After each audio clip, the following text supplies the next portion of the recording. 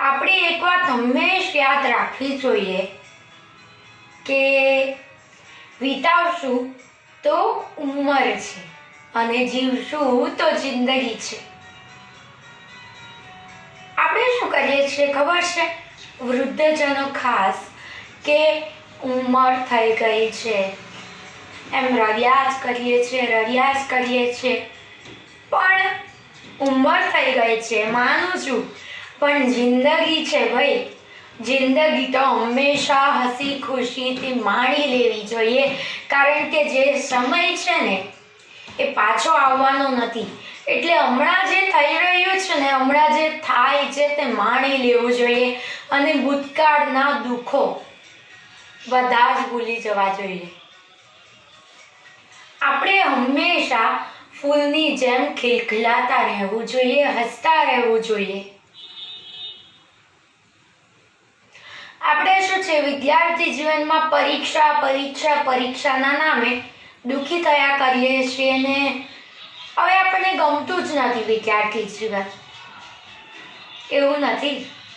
ભગવાન એક તરફ જો અઢળક સુખ આપે છે ને, તો થોડુંક દુઃખ આપણા પોટલામાં આપી દે છે. એટલે હંમેશા હસતા રહેવું જોઈએ યાર.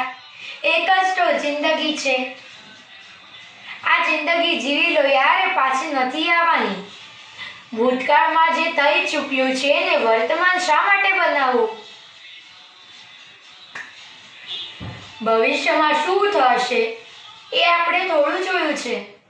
કલ હો ના હો, કાલનું જે થશે થશે, પણ આજે શું થશે, આજે મારે શું કરવું છે, that is the matter and that's the important. અને આપણે ક્યારે હારવું ન જોઈએ. હંમેશા હસતા રહેવું જોઈએ, નાચ્યા કરવું જોઈએ, કૂદતા રહેવું જોઈએ. સાચું ને?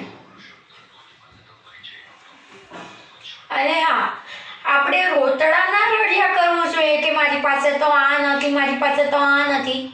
માનું છું કે આપણે માણસો છે અને માનવી માત્ર છે ને અસંતુષ્ટ હોય છે. એમને સંતોષ કોઈ બાબતનો હોતો નથી. કાંઈ પણ સારું થાય તેઓ શું નથી થયું ને તે જ જોશે. પણ આપણે છે ને એવું નથી કરવાનું. આપણે હંમેશા ખુશ રહેવાનું છે અને જે મળ્યું છે એનો આનંદ માણવાનો છે. તે જ મહત્વનું છે અને સૌની મદદ કરવી જોઈએ. તેનાથી જે